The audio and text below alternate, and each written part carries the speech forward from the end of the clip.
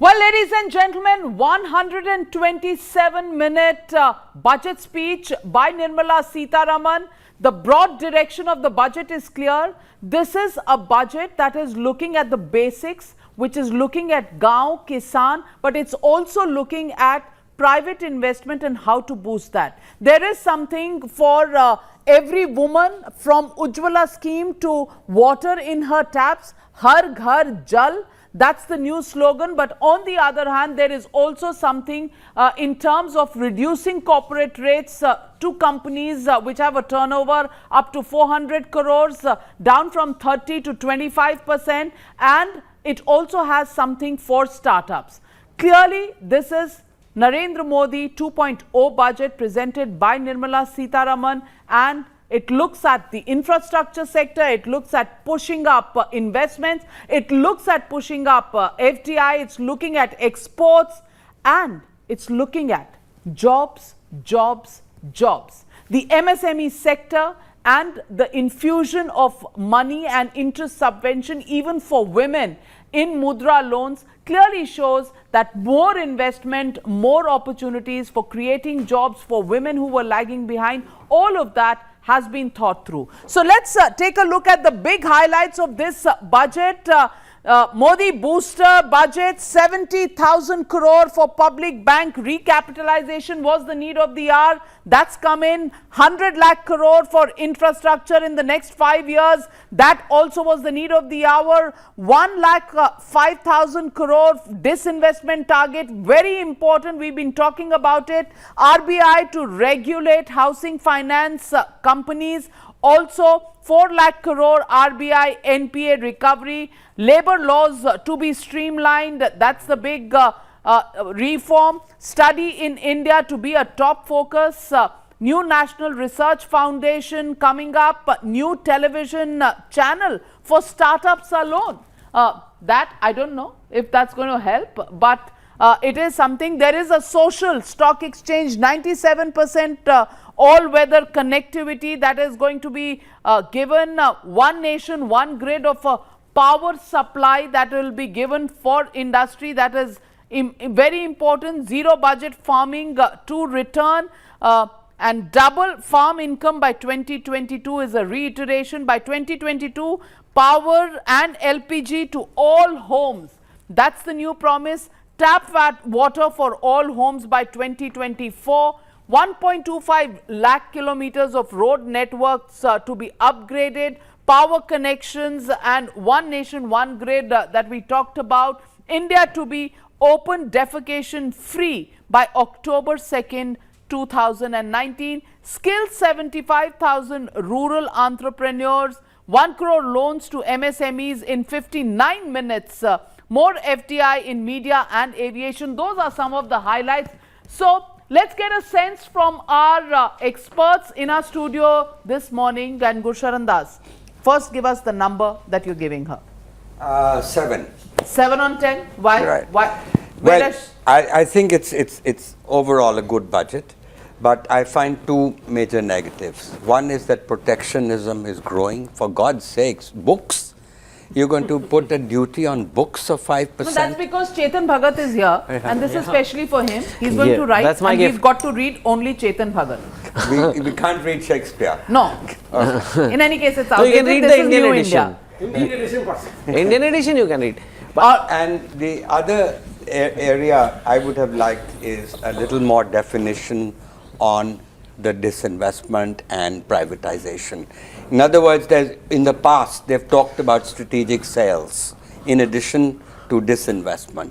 There was no mention of strategic sales. Well, they put Air India for strategic sale, it hasn't happened. Yeah, but Air India is an old story. On the books for 20 years. Yeah. All right. Surjit Balla, what's your immediate takeoff on the budget? I think How much are you giving her? I'll give it an 8. 8? And the reason, not much more than that. So my major objection also I picked up on the books, and protectionism in general rising. This is not the But time. that's Trump policy as well. So No. what's wrong if So India two does? wrongs don't make a right. Yeah. No, apart from that, we had a study. I was chaired a whole group for the Department of Commerce, in which we reached the conclusion on how to double exports. And one of our conclusions was you don't raise tariffs, you lower tariffs. Right. So that goes against, I would be, if I said I approved of it, there are 12 other members of the committee who would say that how the hell are you saying that? So I opposed this in the committee. So I seriously think we can benefit from lower protection, not higher. The US is in a different ball game, particularly with China. We are a growing economy, and for us, it's a win-win situation to reduce tariffs and increase growth. Just the same as I said, that you lower taxes and you increase tax revenues. So I think, but what I want to emphasize, look, I had said earlier that there was a foundation laid in the first Modi 1.0, and that foundation is being extended to a much greater extent than I thought they would do right now. And I think that's a plus. And all the right notes are sounded on equality, on infrastructure, on ease of living, standard of living.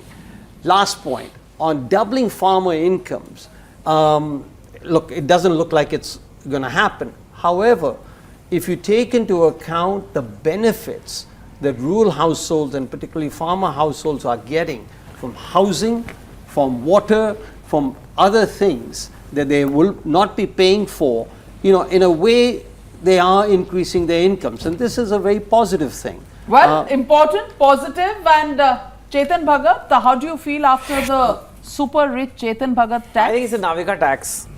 So you But, say. it's I mean, it's you who's taking all the royalty money home. No, I think I don't. Are you in depression? I'm not a big fan of these Taxes. taxing the same narrow pool of people again and again. Yeah. It doesn't increase the revenues. It's more tokenism. And see, today we have Angel tax is being. Yeah, that's separate. But I'm talking about this income tax. but For it's a example, Marxist idea. somebody who earns that much normally will have a company. So your rating is going to be I'm still checking the paper, because you think I think there was no big Chetan Bhagat tax is not doing you good, so you're not going to give it actually it's high not marks. it's not a no, it doesn't affect me really. I'm telling you, it doesn't affect me, and it's not very clear whether it's a surcharge of 7% or is it the effective tax rate is going up 7 points. No, it's a surcharge. Yeah, so then it doesn't, I mean, it's 14% it's annoying for people, it's but annoying. Yeah, but you're in a situation today where the high net worth individual income tax is 38% and a corporate tax is 25%, right? So they're going to obviously route their earnings there. People are going to find a way to avoid it. Or they're going to go and live in Dubai. So I don't know if they've thought through all that. I think this whole thing of cash withdrawal, 1 crore per account per year of 2%, I think that is going to deter business for certain businesses which are very high cash turnover kind of businesses, and people are just going to open many bank accounts. Right, they're just going to say it's 1 crore per account, so I have 10 crores, so I'm opening 10 accounts. No, remember, sorry to interrupt. Remember, now everything is linked. So the fact that you have 5 bank accounts. No, but that's the law. It's 1 crore per account. It would be, I think, you have an ID number, which is now an Aadhaar number, rather than a PAN number. So you can't have multiple PAN accounts. You're already seeing. I think the first part of the speech was good. Very good. It was a very broad visionary kind of budget. It's like this is the budget that will set the tone for the future budget. Till the Chetan Bhagat tax came in. No, that tax is actually not that relevant, frankly. Yeah. But I think there was an opportunity to do some big bang things which weren't there, or maybe we are just too optimistic and the government doesn't want to rock the boat. And I think I don't know how this will spur growth. I don't know. Can I All ask right.